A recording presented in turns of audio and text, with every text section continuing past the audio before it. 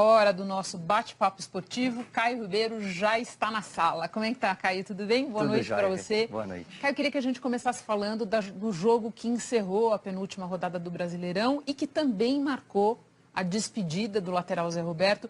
E eu queria que te falar que o que mais me impressiona no Zé Roberto, além da carreira vitoriosa no Brasil, no exterior, na seleção, é um atleta chegar a 43 anos jogando no patamar em que ele está jogando. Eu não consigo me lembrar, na história recente, de um jogador de linha com essas características aqui no Brasil. É muito legal você lembrar isso, porque o maior patrimônio que um atleta de alto rendimento tem é o próprio corpo.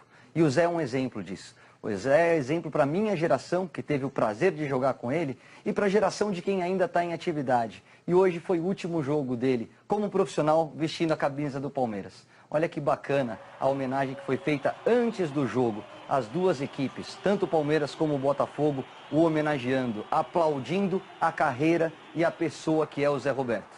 E com a bola rolando deu o Palmeiras. 2-0, primeiro gol, cruzamento do Queno pela direita. O Borja ainda chega a encostar na bola, mas o Dudu, ali por trás da defesa, coloca para dentro. E o nome do jogo, numa jogada individual, Queno põe números finais à partida. Golaço de esquerda, sem chance para o Gatito.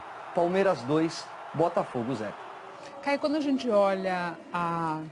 Olha que bacana, Rê. Muito lindo. Essa imagem vale a pena a gente destacar também, porque não é sempre que a gente vê um grande personagem do futebol brasileiro se despedindo dos campos e tendo esse tipo de tratamento da arquibancada. No momento em que a relação jogador e torcedor está tão conturbada, com tanta violência no país, a gente tem que enaltecer pessoas como o Zé Roberto. Sem dúvida.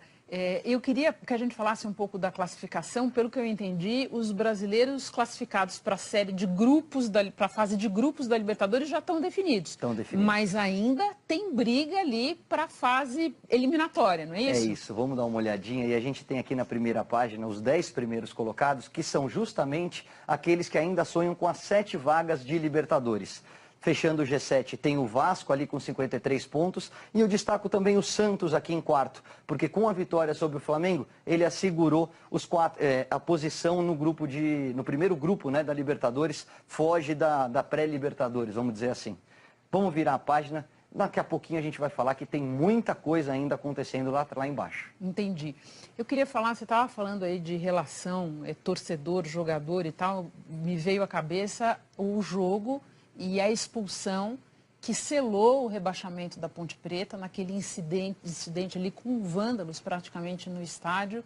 E foi ali, acho que o que marcou o dia de ontem. Cenas muito impressionantes. Infelizmente, antes da invasão de campo, a gente tem que lamentar a atitude do Rodrigo.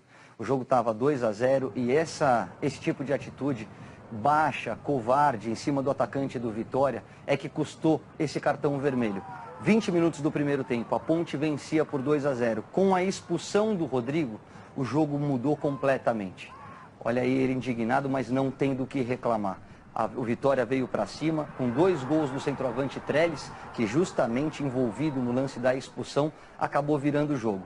Com esse 3-2, a Ponte está rebaixada. E aí cenas lamentáveis. A torcida da Ponte Preta perdeu a cabeça, invadiu o campo, foi cercar o goleiro Aranha, que teve a frieza de não reagir, que poderia ter ocasionado coisa pior. Teve confronto com os policiais, eles tiveram que partir para o confronto com o torcedor justamente para coibir, para inibir um pouquinho essa invasão de campo. A gente está vendo alguns torcedores aí sendo presos e é a se lamentar. O jogo foi interrompido antes do final e com esse resultado a Ponte Preta matematicamente está rebaixada. Bom, Ponte Preta e Atlético Goianiense. E quem é que ainda luta para sair, não ter o mesmo destino? Vamos dar uma olhadinha aqui nas últimas colocações. Atlético Goianiense e Ponte Preta já rebaixados. Aí tem Avaí e Sport fechando a zona de descenso e ainda brigando Curitiba e Vitória. Se encerra por aí. São 4 equipes brigando por 2 vagas e a permanência na Série A. Bom, temos um tempinho ainda para falar de jogos decisivos para times brasileiros essa semana, começando pelo do Grêmio na Libertadores. Vamos passar a nossa agenda. O jogo de volta, o Grêmio venceu a primeira partida por 1-0 jogando aqui no Brasil. E quarta-feira, 21h45, na Argentina, enfrenta o Lanús. Já na quinta-feira, pela Sul-Americana, o Flamengo, que também venceu o jogo de ida por 2-1, vai até a Colômbia e enfrenta o bom time do Júnior Barranquilla. Além do título, podem abrir 2 vagas a mais para a Libertadores. Hoje, o que é G7 pode se transformar em G9. Por isso que tanto o Grêmio como o Flamengo vão ter praticamente a torcida de todas as equipes aqui do Brasil. Semana cheia, então, Caio, muito obrigada. Boa noite para você. Sempre